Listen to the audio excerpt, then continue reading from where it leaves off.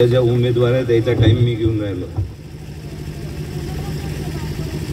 चालन ना का त्याला बोलू देऊ. आता या सभेसाठी मंचावर उपस्थित असलेले सर्व उमेदवार, सर्व मान्यवर, या सभेसाठी उपस्थित असलेले या गावातील मतदार बंधू आणि भगिनी, प्रश्न खूप आहे. थोड्या वेळात काही पूर्ण गावाचे प्रश्न मांडता येणार नाही. यायचा 15 वर्षाचा घोळही काढता येणार. तुम्हाला काही काही आठवणी करून देतो. ये मेरा आखरी इलेक्शन है, मैं भोंगसी लेके पारट सिंगा चला जाऊंगा. हे किती वेळा म्हटलं. ये इलेक्शन में मेरे को साथ दे दो, मैं तुम्हारा लीज का मुद्दा कायम के लिए बंद कर दूंगा. हे किती वेळा म्हटलं. प्रत्येक इलेक्शन मध्ये लीजचे मुद्दे आययुडीपीचे आले का नाही आले, यायला पूर्ण केले का नाही केले, याचा अभ्यास तुम्ही करायचा आहे. पुन्हा त्याच चाटीत तुम्हाला यायचं आहे का. आता त्याच्याच्यानं होऊन नाही राहिलं तर सीएम साहेबाचा व्हिडिओ दाखवणं सुरू आहे. आणि निवेदन दिल्याचा कोळेच्या त्या आमदार कोळे जे होते, माझे आमदार, माझे मित्र आहे, त्यांच्या लग्नामध्ये निवेदन दिलेलं आहे. लग्नात कोण निवेदन देते का. मग खोटं नाटक बोलण्याची काही हद्द असते, काही सीमा असते.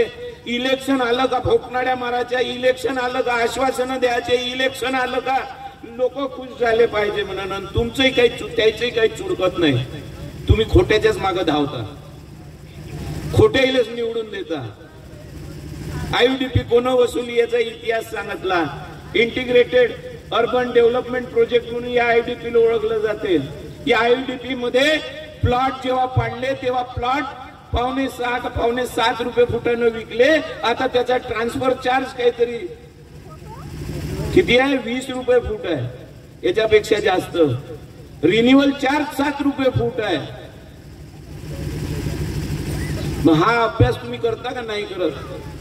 हे उच्च शिक्षित विद्वान निवडून पाठवले होते तुम्ही आमची सत्ता गेल्यावर.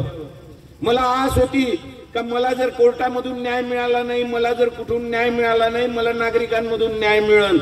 आणि मी ते निवडणूक लढलो, तुमच्या भरोशावर सोडलं, इले उभं केलं का माझा न्याय तुम्ही इला द्या, इला निवडून द्या. इले इलेक्शन मध्ये पाडलं. त्या दिवशी मी तुम्हाला वचन दिलं गुजरी बाजू चौकाच्या सभेत, याच्यानंतर मी तुमच्या दारात या नगरपालिकेचा मेंबर किंवा नगराध्यक्ष पदासाठी निवडणूक लढून तुमच्या दारात मत मागायला येणार नाही. तर अजूनही आलो नाही आणि अजूनही उभा नाही आहे.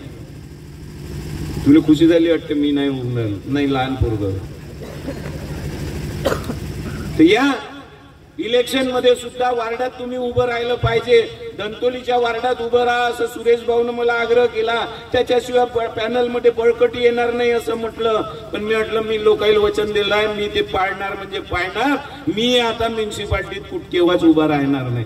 आणि तुम्हाला याच्या पुढेही सांगतो का हे फोकनाड्या मारत असं नाही, पैसे वाटत असं नाही, दारू वाटत असन आणि मार इथं आतंक माजवत असन आणि काही सेटिंग अजून करत असन आणि त्याने तुम्ही निवडून देत असाल तर याच्यानंतर नगरपालिकेमध्ये माझ्या घरातून एकही उमेदवार मी आयुष्यात उभा करणार नाही. इलेक्शन म्युन्सिपाल्टीचं लढणं पण भले पॅनल उभं करेल. उदाहरण आहे तुम्हाला डॉक्युमेंट मागेही दाखवले होते ना आताही दाखवतो. ते 2019चा चरण सिंगच्या सत्तेतला ठराव आहे. या ठरावामध्ये काय लिहिलं आहे, आययुडीपी अबकडं 30 वर्षाचे भूखंड लीजचं नूतनीकरण करण्यासाठी हे प्रस्ताव पाठवणे. याच्यातच लिहिलंय 7 रुपये प्रति फूट करा. 100 चौरस मीटरचं 7 रुपये 50 पैसे लीज रेंट आकारा. हे आश्वासन देते तुम्हाला खोटे नाटे. आणि सत्तेत आल्यावर हे असे धंदे करते, ठराव करते. हे सबूत आहे. याच्यापेक्षा मोठं सबूत पाहिजे का. 17च्या आधी इलेक्शन झालं ना, त्या इलेक्शन मध्ये यायला तुम्ही निवडून पाठवलं आणि माझ्या बायकोला पाडून. आणि तुम्हाला न्याय भेटन असं वाटत होतं ना आययुडीपी वाले. हे आययुडीपी वाले हे पाहून घ्या. हे ठराव हे तुमच्याच जवळून आले आहे. या राजूरकरच्या पोरानंच आता माझ्या हातात दिला. हे निवडून आल्यावर ठराव केला यायनं. हे सांगून राहिले का आता लीजचा प्रश्न आम्ही सोडवला म्हणून. हे सोडवू शकत नाही. हे सोडवायचं नाही. मी तुम्हाला सांगतो की तुम्ही जर माझी सत्ता निवडून दिली, या भागातून माझे जर तुम्ही मेंबर सगळेच्या सगळे निवडून दिले, आणि ज्या दिवशी सत्तेत बसन, मागही बोललो होतो लक्षात आहे काका, ज्या दिवशी सत्तेत बसन पहिली मीटिंग बोलवीन आणि पहिल्या मीटिंग मध्ये तुमचं जे ट्रान्सफर चार्जेस आहे ते 9 रुपये करीन. बोललो होतो का नव्हतं बोललो? पहिल्याच मीटिंग मध्ये तुमचा 9 रुपये ट्रान्सफर चार्ज केला होता. आज तो ट्रान्सफर चार्ज 20 रुपये फुटावर आहे. 6.25 रुपये फुटानं तुम्ही जागा विकत घेतली होती, आज 20 रुपये भरून राहिले आहे. हे न्याय आहे का तुमच्यासोबत? आज मी तुम्हाला वचन देतो का तुम्ही जे आहे लीज धारक याच्याकडून lease renewal as of right झाला पाहिजे. लीज रिन्युअलचे नाम मात्र शुल्क घेतला पाहिजे, आणि आमची सत्ता आली तर आम्ही नाम मात्र शुल्क घेऊ रिन्युअल साठी. लीज रेंट सुद्धा कमी करण्याचा प्रयत्न करू. तुम्हाला त्याच्यावर गहाण करण्याचे अधिकार मिळाले पाहिजे असा ठराव घेऊ आणि ते सँक्शन करून आणू. तुम्हाला मालकी हक्कामध्ये जे जे अधिकार मिळते ते अधिकार तुम्हाला त्याच्यामध्ये मिळाले पाहिजे. तुमचे वारसान सुद्धा त्याच्यामध्ये चढले पाहिजे, हे सुद्धा तरतूद करून देऊ. हे यार वीरेंद्र देशमुखाच्या पोराचं तुम्हाला वचन आहे. ठोकणाऱ्या मारणाऱ्याला येणार आहे. लहानू आपल्या भाषणात बोलता बोलता म्हटलं आययुडीपीतून एकच उमेदवार आहे, आययुडीपीतून 2 उमेदवार दिले आम्ही. एक शेतकरी कामगार पक्षाचा आहे आणि एक राष्ट्रवादीचा आहे. युतीचा आहे म्हणजे आम्हीच दिले ना. मग 2 उमेदवार आययुडीपीतून दिले आहे, त्याच्या पाठीशी उभे नाही राहणार का? भले वार्ड 2 वेगळे असन, तुमचे प्रश्न सोडवणारे आहे, तुमच्यासाठी झटणारे आहे. लहानू केव्हाही तुमच्यासाठी कामासाठी तयारच असते. बाकीचे तत्पर उमेदवार देण्याचा प्रयत्न केलाय. माझी पूर्ण टीम जरी पाहिली तर सारे युवा आहे, सारे सुशिक्षित आहे. कोणी इंजिनियर आहे, कोणी डॉक्टर आहे, कोणी ग्रॅज्युएट आहे, कोणी पोस्ट ग्रॅज्युएट आहे. याच्या तुलनेत ते अनपढ देणार आहे का तुम्ही निवडून?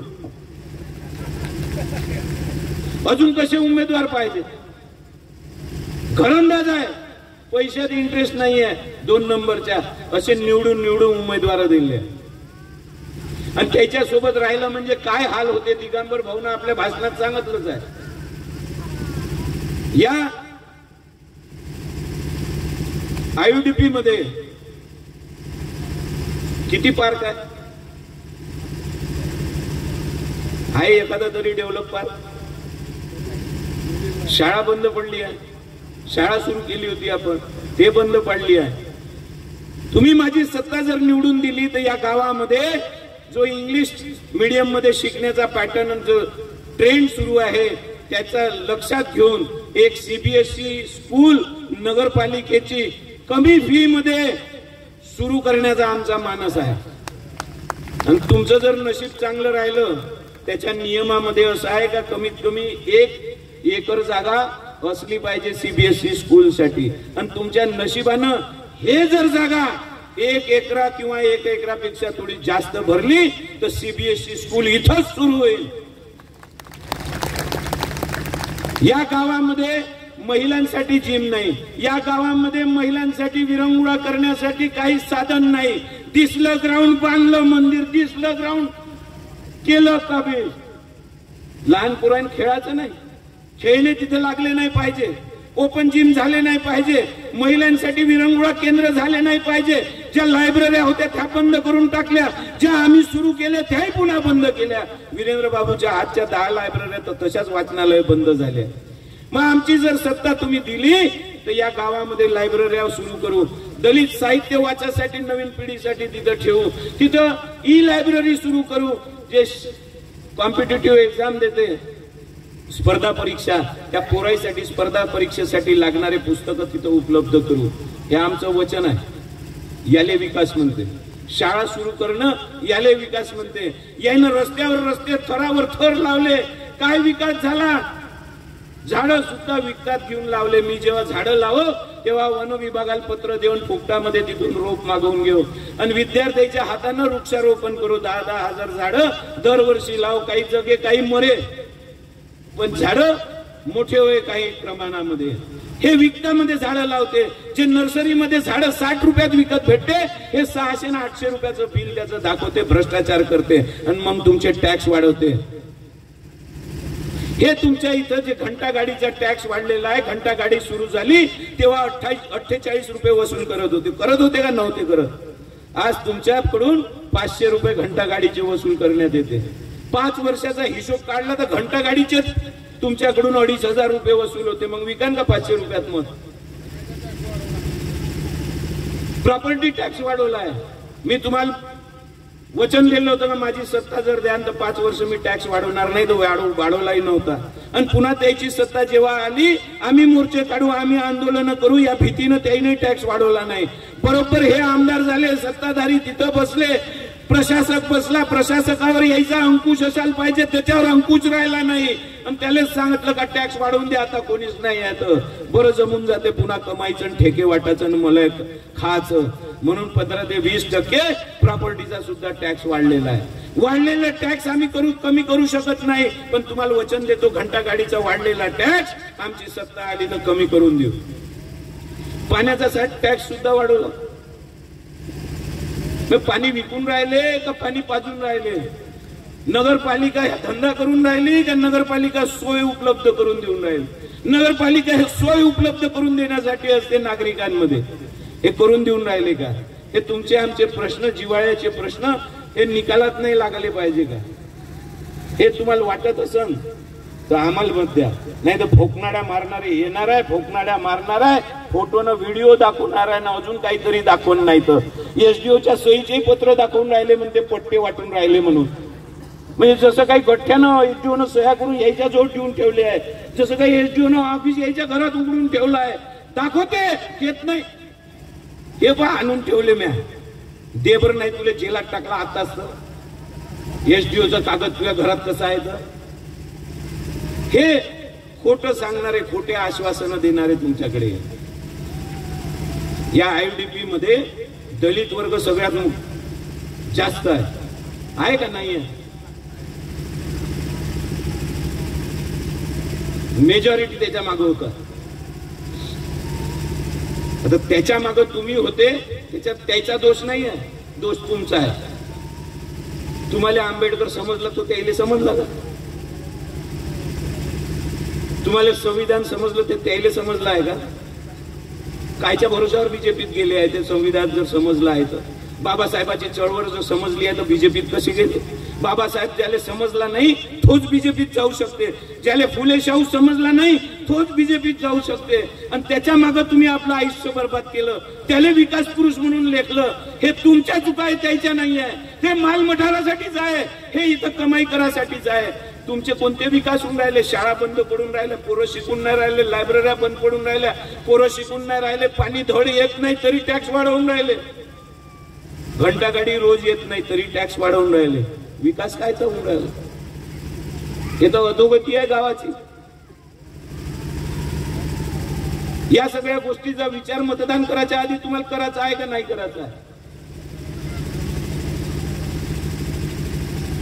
हे आता उमेदवार दिली आहे भाजपनं, त्याचा नवरा हे पहिले अनिल बाबू उघडे होते, बापूरावजी. अनिल बाबू उघडे सदस्य पदासाठी तिकीट मागे, नगरसेवक व्हायचा आहे म्हणून अनिल बाबून दिली नाही, म्हणून ते चरणसिंग कडे गेले, सदस्य व्हायसाठी गेले. मग अनिल बाबू आपलं चरणसिंगनं त्याला सदस्य केलं, सदस्यात समाधान नाही झालं, त्याला सभापती व्हायचं होतं, मग ते सभापती झाले. मग सभापतीत समाधान नाही झालं, त्याला उपाध्यक्ष व्हायचं होतं, मग चरणसिंगनं त्याला उपाध्यक्ष केले. मग उपाध्यक्षात जमलं नाही, अध्यक्ष व्हायचं होतं. 2 वेळा चरणसिंगवर अविश्वास आणला, तो पास नाही झाला. मग चरणसिंगला सोडलं, आता इथं काही जमत नाही, खेड्यावर जाव, खेड्यावर जिल्हा परिषद लढवावं. मी विश्वास ठेवला, माणुसकीनं वागलं तर माणूस सुधारते असं मी महात्मा गांधी पासून ऐकलं. आणि याला सुधरवायला निघालो, 2 वेळा याच्या तिकीटसाठी बांधलो, 2 वेळा याला जिल्हा परिषद मध्ये निवडून आणला. तेव्हा सकाळी 7 वाजता उठून याचा प्रचार केला. आणि ह्या चोर म्हणते का आता मी झोपेतून 1 वाजता उठतो. माझ्या पुऱ्या कुटुंबाला, माझ्या जवळच्या मित्राला माहिती, मी 4 तासाच्या वर 1 मिनिटही झोपत नाही, मला झोपच कमी आहे. आणि हे याच्यावर विश्वास ठेवून यायला तिथं निवडून पाठवला. मग तिथं काय केलं तर तिथं गावाचा विकास, खेड्याचा विकास नाही केला. तिथं ठेकेदारी केली, ठेकेदारी पद्धतीनं पैसे कमावले, माल हडपला आणि त्या मालाच्या कमाईत आपल्या घरावरचा स्लॅब वाढवला, तिथं कवेलू लावले, सुशोभीकरण केलं, तिथं घर पॉश केलं. 5 वर्षामध्ये 3 गाड्या बदलल्या. त्याच्याजवळ 50 लाखाची गाडी आहे, माझ्याजवळ ते खेळणं आहे लहान. ज्यानं निवडून पाठवलं त्याच्याजवळ लहान गाडी आहे, ज्याजवळ निवडून गेला त्याच्याजवळ 50 लाखाची गाडी आहे. या पद्धतीने विकास करणारे तुम्हाला निवडून द्यायचे आहे का हे सांगून राहिले. त्याची लायकी वाढली आहे. आता वीरेंद्र देशमुखांना 20 वर्षात काय केलं म्हणते. इकडे येऊन बाय म्हणा आयडीपी ते प्लॉट पाडले, वीरेंद्र देशमुखांनाच पाडले. आयडीपी मध्ये वाचनालय असेल तर वीरेंद्र बाबूच्याच हातची आहे, शाळा असेल तर ते वीरेंद्र बाबूच्याच हातची आहे. या गावामध्ये पूर्ण पायवा जो रचला असेल तर वीरेंद्र देशमुखाच्या हातचा आहे. आणि हे त्याची बरोबरी करायला निघालेले आहे. हे असे नालायक जे चरणसिंगचे, अनिल बाबूचे होऊ शकले नाही. चरणसिंग सोबत होते तिथं उपाध्यक्ष जेव्हा होते तेव्हा इथं किरण पांडव उभे राहिले. पैसे खाण्यासाठी किरण पांडवचा प्रचार केला, चरणचाही झाला नाही. मग किरण पांडव इथून गेले. त्याच्यानंतर हे माझ्यासोबत जेव्हा आले तेव्हा शेका पक्षाकडून लढले. हे दुसऱ्या रेजिमले जेव्हा निवडून आले तेव्हा याईनं काँग्रेसच्या गटावर सह्या केल्या. मी सांगितलं होतं गटावर सह्या करायच्या नाही. अनिल बाबूच्या गटावर सही नाही केली, तशीच काँग्रेसच्या गटावर सही करायची नाही. यानं काँग्रेसच्या गटावर स्वतःहून सही केली. म्हणजे या शेका पक्षात राहिला का? तेव्हाच काँग्रेसमध्ये गेला. या काय सांगते ना पक्ष नाही बदलले म्हणून. आणि तेव्हा हे मंत्री होते केदार साहेब म्हणून त्याच्या मागं फिरला. तिथून काय फंड भेटते, तिथून काय योजना भेटते याच्यासाठी त्याच्या मागं फिरला. त्याची सत्ता गेल्याबरोबर बावनकुळे साहेबाच्या मागं फिरला. आणि बावनकुळे साहेबाच्या मागं फिरू आता त्याला स्वप्न पडून राहिले. गाव खेड्यातून इकडे आला, शहराकडे धाव घेतली आणि इथं अध्यक्षाचे स्वप्न पाहून राहिला. जब गिदड़ की मौत आती है तो वो शहर की तरफ भागता है. आणि इथं मराठीत आलाय तो. त्याचं राजकीय आयुष्य खतम करणं हे तुमच्या हातात आहे. हे राजकीय आयुष्य त्याचं खतम करायचं का नाही करायचं. एवढे चापटुबले माणसं, एवढे भ्रष्टाचारी माणसं ज्यानं नोकऱ्या गावामध्ये लोकांना द्यायला पाहिजे होत्या, स्वतःच्याच घरात नोकरी दिली, स्वतःच्याच बायकोले शिक्षक पदावर बसवलं. शालार्थ आयडी घोटाळ्यामध्ये द्यायचं नाव आहे. तुम्ही जर नशिबानं तिले अध्यक्ष केलं आणि त्याचा सखोल जर तपास झाला तर साऱ्यात पहिले जेलमध्ये तेच राहणार आहे. 35-35 लाख रुपये बॅक डेट मध्ये उचलले, अरियर्स मध्ये हे ऐकू येते. 1.5 लाख रुपये पगार आहे म्हणते. शाळेचा रस्ताही नाही माहित, कुणीकडे जावं लागते काय शिकवा लागते. केव्हा डीएड झाल्या केव्हा बीएड झाल्या त्याचाही पत्ता नाही आहे. ज्यानं डीएड केलं ज्यानं बीएड केलं ते राहिले तसेच, माल हे मटारून राहिले. मग जे शिक्षित झालेले डीएड बीएड वाले आहे त्याचा हक्क यायनं चोरला का नाही चोरला. मग यायनं चोर म्हटलं का शिवी. मला मराठी शिकवता शिव्या देते म्हणून. मग यायनं नंगा नाच केला तरी चालन, हे किती खोटे बोलले तरी चालन. हे येते जादू केल्यासारखे सांगते झाला लीज, ओम फट स्वाहा, लीजचं काम समान. पुन्हा येईन सांगा ओम फट स्वाहा, इथं टाकी उगवण भाजपमध्ये आहे, देवही त्याच्याकडून आहे. निघाली टाकी, आलं पाणी तुमच्याकडे. इथं टाकी पाहिजे असेल तर आमची सत्ता द्यायला लागल, तेव्हा तुमच्या घरातल्या नळाचा प्रेशर वाढल. नुसत्या फोकणाऱ्या मारणार नळाचं प्रेशर नाही वाढणार. हे असे निर्बुद्ध अशिक्षित माणसं तुम्हाला निवडून द्यायचे आहेत. हे शिक्षण संस्था राबवणार आहे, इथं शिक्षण दर्जेदार देऊ शकते का, या सगळा विचार तुम्हाला करायचा आहे. इथं आल्याबरोबर जे बॅनर जे पोस्टर जे बॅनर इथं आयडीपी लावले, मार म्हणून राहिला, मार उद्घाटन भूमिपूजन करून राहिले, मार असा आव्हानला तर जसं काही आता नगराध्यक्ष ह्याच होणार आहे. पासा पलटला. आरक्षण लेडीज चाललं. मी फोन उचलला आणि त्याला फोन लावला, आता घाल म्हटलं साडी काय उभा अध्यक्ष वाचवतून तुले भाई मरमर करून राहिला होता अध्यक्ष व्हासाठी. माझ्या बापाची हयात गेली, माझी अर्धी जिंदगी गेली लोकांची सेवा करता करता, पूर्ण वार्डात फिरता फिरता. माझी इच्छा इलेक्शन लढायची नव्हती, माझी हालचाल तुम्हाला दिसत नव्हती, माझी इच्छाच नव्हती इलेक्शन लढायची. आणि हे मरमर करून राहिले होते म्हणून नाही का त्याला मग साडी घालून उभं राहे म्हणून. कशासाठी? तुमचे प्रश्न सोडवासाठी. एवढी कळकळ कशासाठी? तुमचे प्रश्न सोडवासाठी. कळकळ म्युन्सिपाल्टीमध्ये मलिदा खायला भेटते, म्युन्सिपाल्टीमध्ये ठेके वाटायला भेटते, फंड येते, करोडो रुपयाचा टर्नओव्हर दरवर्षी होते, त्याच्यात माल खाता येते. याच्यासाठी मरमर आहे पदाची. हे चरण सिंगचे झाले नाही, हे किरण पांडवचे झाले नाही, हे अनिल बाबूचे झाले नाही, हे माये झाले नाही. घरातही विचारा घरचे झाले आहे का नाही झाले आहे, तर ते तुमचे काय होणार आहे? होईल का? मग त्याच्यावर विश्वास टाकून तुम्ही मतदान कराल का?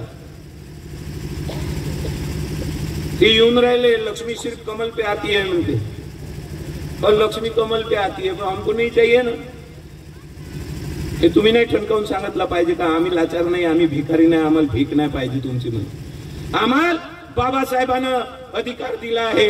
काल संविधान दिवस होता, ते संविधान देणारे बाबासाहेब त्याने तुम्हाला मताचा अधिकार दिला. तो इमानदारीनं मत टाकणारी इमानदार माणसाच्या पाठीशी तुम्ही राहिले पाहिजे आणि तुमचं मत विकलं नाही पाहिजे, याच्यासाठी तुम्हाला मतदानाचा अधिकार दिलाय.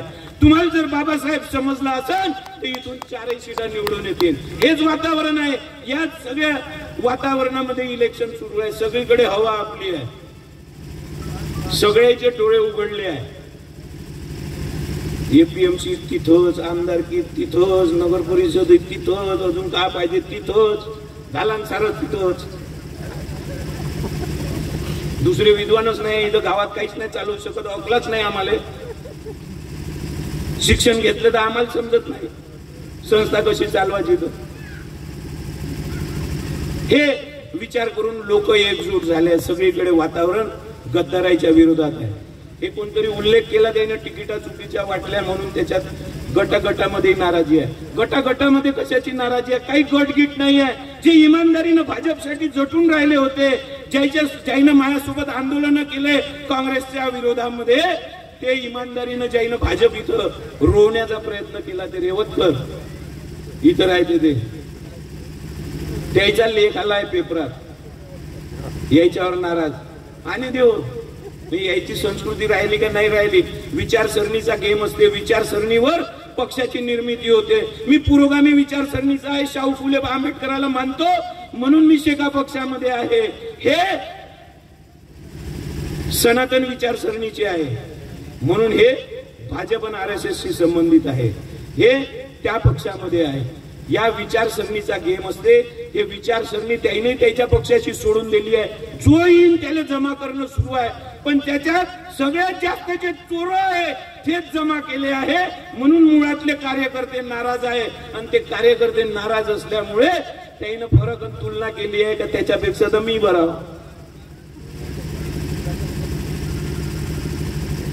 आणि हे सत्ताधारी कशा प्रकारचा विकास करून राहिले, काय विकास करून राहिले? मी 10 दिवसापासून बोंबलून राहिलो. या गावामध्ये अवैध धंदे सुरू आहे, सट्टापट्टीचे व्यवसाय सुरू आहे, गांजा अफीम चरस या गावामध्ये भेटते. पूर्ण नवीन पिढी बर्बाद होऊन राहिली आहे. इथं समाजसेवक जर तुम्ही आहे तर नुसत्या बिल्डिंग आणि रस्ते बांधण्यासाठी म्युन्सिपाल्टीत जाणार आहे का? गावावर तुमचं वजन पाहिजे, तुमचा वचक पाहिजे. हे अधिकारी भेले पाहिजे का नाही भेले पाहिजे? 2 नंबरचे धंदे बंद झाले पाहिजे का नाही झाले पाहिजे? 10 दिवसापासून बोंबलून राहिलो. तेव्हा पोलीस स्टेशनला जाग आली आणि त्याने आता गांजा पकडला 3 दिवस आधी. तोही 34 किलो. 34 किलो म्हणजे एवढी एवढी पुडी वाटली तर जवळपास साऱ्याच घरात वाटत येते. आणला बी नारळात होता म्हणजे टाकून. माई बदनामी करणार होते का काय माहित नाही. घरोघरी नारळ देऊन, घरोघरी नारळ देऊन काय सापडला तर गांजा. कुठचे हे वाटणारे? येनवा सर्कलचे, डोरली भांडवलकरचा सरपंच, भाजयुमोचा कार्यकर्ता, भाजप वैभव काळे अध्यक्ष, भाजयुमोचा अध्यक्ष. हे सत्ताधाऱ्यापाशी एवढ्यासाठी राहते का यायचं पैसे कमावणं, 2 नंबरचे धंदे सुरू असले पाहिजे. मी पोलिसांना विनंती करतो का त्याचा CDR काढा. हे कोणाशी बोलत होते, कोणाशी फोनवर बोलत होते, काय ट्रान्झॅक्शन होते, याचा बँकेचा पूर्ण स्टेटमेंट काढा. नाही संबंध गळपुऱ्यावर निघाले तर म्हणजे शोधून पाहिजा. मी सोप्या भाषेत सांगतो. वीरेंद्र देशमुख 6 वर्ष आमदार होते. 25 वर्ष नगराध्यक्ष होते, 10 वर्षापासून मी राजकारणात आहे, 5 वर्ष तुम्ही मला नगराध्यक्ष पद दिलं होतं, 4 वर्ष मी राहिलो. एवढी सत्ता भोगूनही आम्ही घराचा कायापालट नाही करू शकलो, गावाच्या सेवेत राहिलो. इथं गाडी बदलायची असली म्हणजे इथं 2 तारीख आली का फाटणं सुरू होते. काय ते तुम्ही समजून घ्या, भाषा सुधरवायची आहे म्हणते आपली. इन्स्टॉलमेंटच्या ना इन्स्टॉलमेंट भराची तयारी आपली राहत नाही. हे वर्षभरात 3-3 जे गाड्या बदलते, जे स्वतःचा ड्रायव्हर ठेवते त्याचा पगार देते, जे स्वतःचा पीए ठेवते त्याचा पगार देते, आणि वर्षभरात श्रीमंत झालो म्हणून जे दाखवते, पोलिसांना त्याच्यावर नजर ठेवण्याची गरज आहे. इमानदारीने एवढे पैसे कोणीच कमावू शकत नाही. याचा नंबर 2चा धंदा आहे म्हणजे आहे, याचा शोध आणि तपास लावण्याचं काम पोलिसांचं आहे. याने जर तपास लावला तर या गावातील उच्चभ्रू लोक या धंद्यात सामील आहे हे साबित होऊ शकते आणि त्याला बेड्या पडू शकते. म्हणून जागे राहा. शेवटच्या दिवशी रक्षण तुम्हाला मतपेटीचं किंवा मतदानाच्या आदल्या दिवशीचं मतदाराचं संरक्षण तुम्हाला करायचं आहे. तुम्ही मायबाप आहे, तुम्ही जनता आहे, तुम्ही कोणालाही वरत बसवू शकता आणि कोणालाही खिचून खाली पाडू शकता. तुमच्या मतात इतकी ताकद आहे, बाबासाहेबांना ती तुमच्या मतामध्ये बोटामध्ये दिली आहे. जागे राहा. कोणी पैसे वाटायला येत असेल तर ते लाथा मारून या मोहल्ल्यातून हाकला. दारू वाटत असेल तर साऱ्यात पहिले हाकला, कारण त्याच्या बापाचं काही जाणार नाही. प्रकृती तुमच्या पोराची खराब होणार आहे, वाईट व्यसन सवय तुमच्या पोराला लागणार आहे. म्हणून 4 दिन की चांदनी आणि फिर काली रात है. इलेक्शन झाल्यावर कुत्रे तुम्हाला विचारायला येणार नाही. म्हणून स्वतःचं रक्षण स्वतः करा. जागृत बुद्धी ठेवून मतदान करा. जिथं जिथं नारळ दिसते तिथं तिथं नारळ निवडून द्या. जिथं तुतारी दिसते तिथं तुतारी निवडून द्या. एवढी आपणास विनंती करतो.